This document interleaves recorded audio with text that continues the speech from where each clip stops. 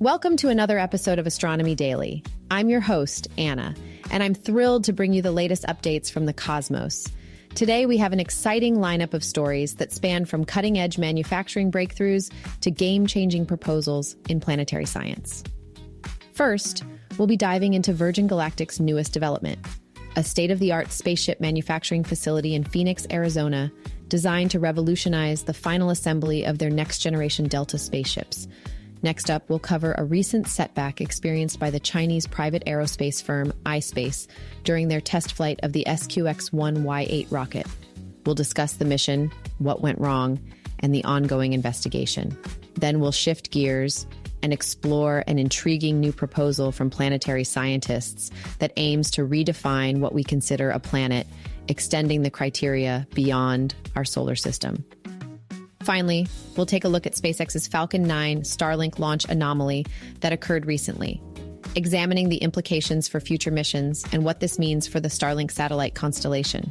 So get comfortable, and let's embark on this journey through the latest frontiers of space and astronomy.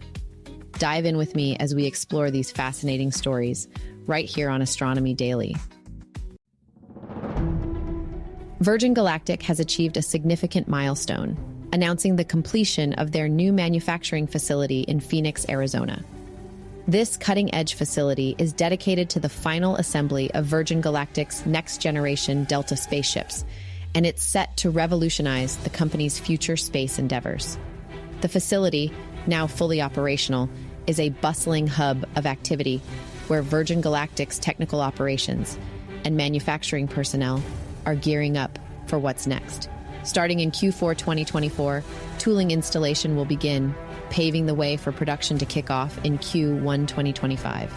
This is where the magic happens, as major subassemblies, think wings, fuselages, and the intricate feathering system, will come together to form the first two ships of the Delta fleet. Once ground testing wraps up in Phoenix, these completed spaceships will be transported by Virgin Galactic's mothership to Spaceport America in New Mexico, where they'll undergo rigorous flight testing. If all goes according to plan, we can expect commercial operations to take flight by 2026. What's particularly impressive about this multi-use facility is its dual hangars, equipped with multiple bays, offering immense flexibility for building and testing space vehicles. Virgin Galactic is leveraging advanced digital twin technology to enhance these operations. This technology enables real-time collaboration between the company and its suppliers, ensuring strong governance, efficiency, and reliability. Virgin Galactic's CEO, Michael Colglazier, emphasized the significance of this development. The completion of our new manufacturing facility is an important milestone in the development of our fleet of next-generation spaceships, the key to our scale and profitability, he remarked. The arrival of tooling in the coming months is pivotal, setting the stage for spaceship final assembly to begin as planned. Looking back, in May 2024, Virgin Galactic inaugurated a ground testing facility in Southern California, specifically designed for Delta subsystem testing.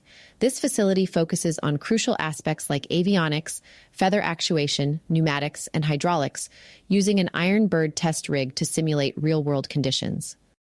The new Delta spaceships are set to accommodate up to 6 private passengers, aiming to fly up to 8 missions per month. This ambitious goal is part of Virgin Galactic's vision to significantly increase access to space, making it more achievable for those dreaming of a journey beyond Earth. With its state-of-the-art features and robust technological infrastructure, Virgin Galactic's new facility in Phoenix is not just a testament to innovation, but a beacon of the future of commercial space travel. Stay tuned as we watch this thrilling journey unfold, bringing us ever closer to the stars. The recent test flight of the SQX-1Y8, a commercial carrier rocket from the Chinese private aerospace firm ispace, faced a significant setback. The rocket, also known as Hyperbola 1, launched from the Jiuquan Satellite Launch Center in northwest China at 7:40 a.m. Beijing time. Unfortunately, shortly after liftoff, the rocket exhibited abnormal performance, leading to an unsuccessful mission. The SQX-1Y8, standing approximately 20 meters tall, is designed for the commercial satellite market and capable of delivering payloads up to 260 kilograms to low Earth orbit.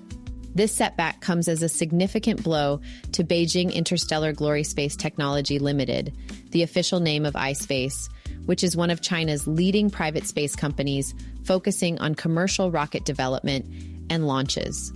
Currently, an investigation is underway to determine the cause of the failure. The team at ispace is conducting a detailed analysis to gain insights into the issues encountered during the flight. Understanding the root cause is crucial for the company to address these challenges and improve the reliability of their future missions. It's not uncommon for new advancements in space technology to face hurdles.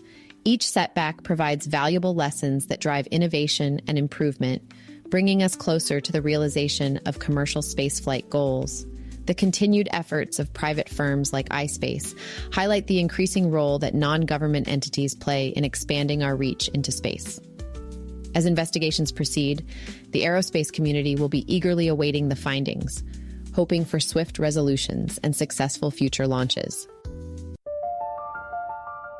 In other news, there's an exciting proposal that's been put forward by a group of planetary scientists that could redefine what we call a planet.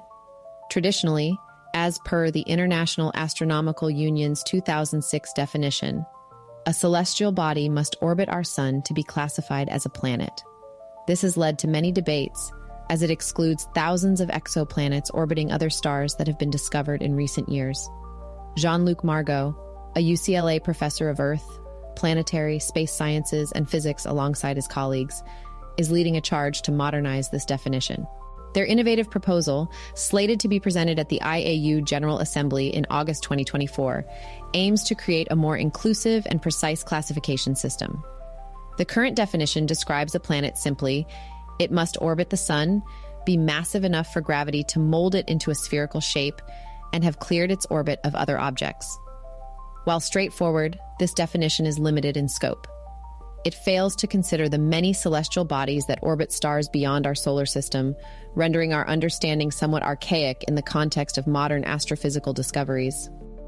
Margot and his team argue that a more universal definition is necessary. Their proposed criteria include requiring a planet to orbit any star, stellar remnant, or brown dwarf, not just our sun.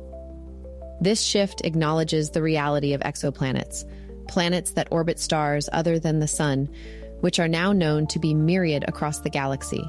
Additionally, they've suggested quantifiable limits for a planet's mass. According to their research, a body needs to be more massive than 10 circumflex 23 kilograms, but less massive than 13 Jupiter masses, beyond which point thermonuclear fusion occurs, transforming it into a brown dwarf. This mass range is significant because it helps distinguish planets from other types of celestial bodies more clearly. One of the most contentious parts of the existing definition is the requirement for a planet to have cleared its orbit. This concept is interpreted to mean that a planet is gravitationally dominant enough to either absorb or fling away smaller objects in its path. Margot and his co-authors propose refining this by using dynamical dominance, a concept that more precisely describes how a planet interacts with its neighboring space. In their proposal, they also address problems with the current requirement for a planet to be spherical. Observationally, it's tough to confirm the shape of a distant object. Instead, they propose focusing on mass, since bodies meeting the lower mass limit of 10 circumflex 23 kilograms are generally spherical due to their gravity. This new definition aims to create a more practical and scientifically accurate understanding of planets. By anchoring the criteria to the most measurable quantity, mass, Margot and his colleagues hope to eliminate much of the ambiguity that currently exists.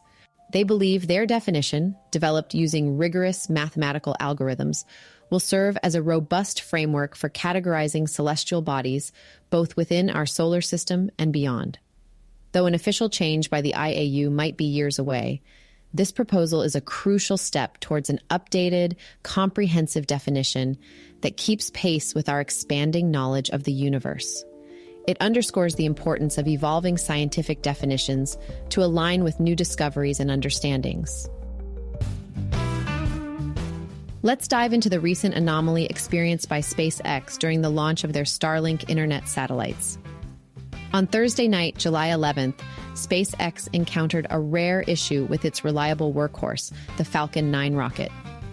The launch took place from Vandenberg Space Force Base in California and initially seemed to proceed without a hitch. The rocket's 2 stages separated right on time, and the first stage successfully landed on a drone ship about 8 minutes after liftoff, as planned. However, the anomaly occurred with the rocket's upper stage, which was tasked with deploying 20 Starlink spacecraft to low Earth orbit. According to Elon Musk, SpaceX's founder and CEO, the problem arose during the upper stage's restart to raise the perigee, a maneuver meant to adjust the orbit of the satellites. Musk took to social media, stating that the upper stage experienced what they call a rapid unscheduled disassembly, or RUD, a term that the company uses to describe an explosion or a disintegration.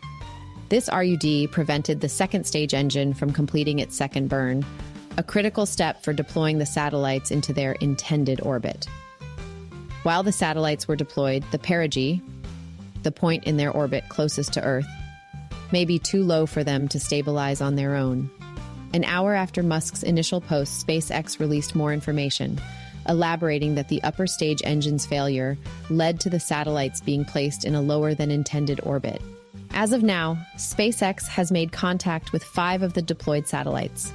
Efforts are underway to use their onboard ion thrusters to raise their orbits to the desired altitude. Interestingly, during the launch webcast, observers noted an unusual buildup of fluffy white material near the second stage Merlin engine while it fired in space.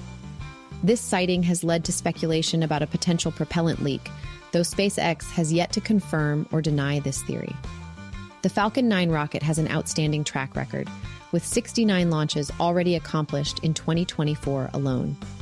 Known for its reliability, the Falcon 9 has suffered only 1 full in-flight failure since its debut, which took place during a 2015 mission to launch a Dragon cargo capsule to the International Space Station. This incident underscores the unpredictability and challenges inherent in space travel, even for seasoned players like SpaceX. The Falcon 9 is human-rated and has successfully conducted 13 crewed missions, 9 of which were to the ISS for NASA. Consequently, the root cause of this anomaly will need to be thoroughly analyzed and addressed to ensure future missions, both crewed and uncrewed, maintain the high standards of safety and reliability SpaceX is known for. Despite this hiccup, SpaceX continues to push the boundaries of what's possible in space technology. The 20 Starlink satellites launched are part of an ambitious plan to expand global internet coverage, with 13 of these new satellites designed to beam service directly to cell phones. The Starlink mega constellation already boasts more than 6,100 operational satellites, with 49 of this year's 69 Falcon 9 launches dedicated solely to Starlink missions. It's a reminder of the risks and the dynamic nature of space exploration. As SpaceX continues to investigate this latest anomaly, the focus remains on learning from each mission, success or failure, to improve future launches and ultimately make space more accessible for everyone. That brings us to the end of today's episode. What a fascinating journey it has been. We began by delving into Virgin Galactic's ambitious new manufacturing facility in Phoenix, Arizona, designed to revolutionize their Delta spaceship production. Then, we shifted focus to the setback faced by ispace with their SQX-1Y8 rocket, underscoring the challenges and complexity of space missions. We also explored an exciting proposal aiming to redefine what constitutes a planet, a topic that could reshape our understanding of celestial bodies beyond our solar system. And finally, we examined the recent anomaly during SpaceX's Falcon 9 launch of Starlink satellites, highlighting the intricacies and unpredictability of space travel. If you enjoyed today's episode, be sure to visit our website at astronomydaily.io, where you can catch up on all our episodes and stay updated with the latest in space and astronomy news. We love having you as part of our astronomical community, so keep tuning in for more stellar content. Until next time, clear skies and happy stargazing.